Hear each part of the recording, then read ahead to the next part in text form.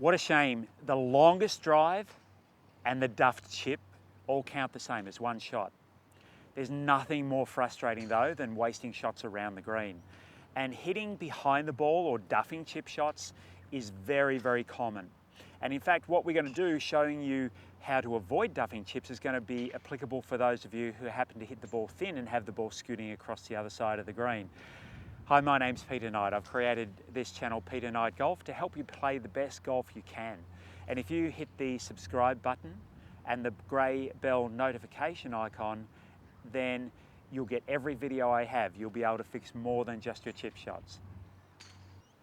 Playing these chip shots around the green, we've got one strategic rule before we talk about the strokes, and that is the easiest shot is going to be the one that flies fairly low and runs most of the way. Now, that would be a putter, but when we're talking about chipping, if there's an object in front of you or a lot of grass or long grass, then putting's not an option, so we've got a chip. But if we still use that same strategy, we're going to go for a lesser lofted club than a more lofted club. In other words, if you habitually use your sand iron or lob wedge for short shots around the green like this one, think again, keep the club in the bag, go for something with less loft.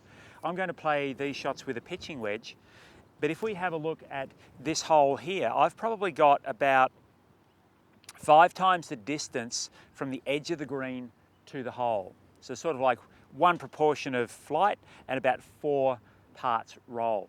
So if I was on the golf course, I'd probably chip this with an 8-iron. Now, of course, the proportion of flight and roll is going to vary depending on whether you're chipping to a fast green or slow green, going uphill or downhill.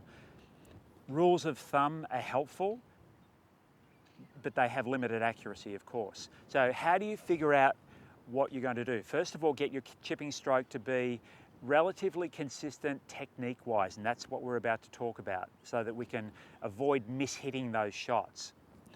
When the club swings back and through, my overall feeling is that I'm not looking to use my hands at all. So as the club moves back and through, one thought is that as the club swings through, if I use my hands, as the club swings through, the grip of the club is moving backwards and the head of the club is moving forward. So my hands are actually making that happen. Now, one thought, and we're going to practice this both one-handed and two-handed, is that when I swing through, I don't want the handle of the grip to move backwards too much. In fact, my feeling is that it doesn't move backwards at all. So as I swing back and through, I'm keeping the shaft, the grip of the club, very slightly ahead of the club head. So it hasn't worked backwards at all during the stroke. Now, when I'm swinging the club one-handed, my wrist is light, but I'm working my arm and a little bit of body turn at a rate that allows the club to swing with my arm, as opposed to just using my hand to swing through. So when I'm practicing this shot and playing the shot, my feeling is that from here, my arms are going to swing through, wrists are light, but the club is going to work with my arms and my arms work with my body. So there is going to be some body turn during this shot. If I feel like the club, if I'm just moving the handle forwards, it takes my attention away from the club head as well. So I'm thinking move the grip of the club forward as I swing through, rather than hit the ball with the club head.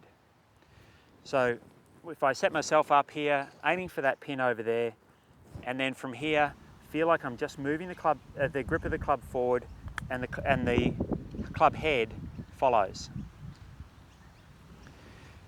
By keeping that wrist movement to a minimum and practicing that both with 2 hands and even 1 hand is going to make it a lot easier to strike the ball correctly with those chip shots, so they're going to finish nearer the hole, making your putting easier and lowering your scores. So practice that, not just with your pitching wedge like I did here, but practice it with other clubs as well.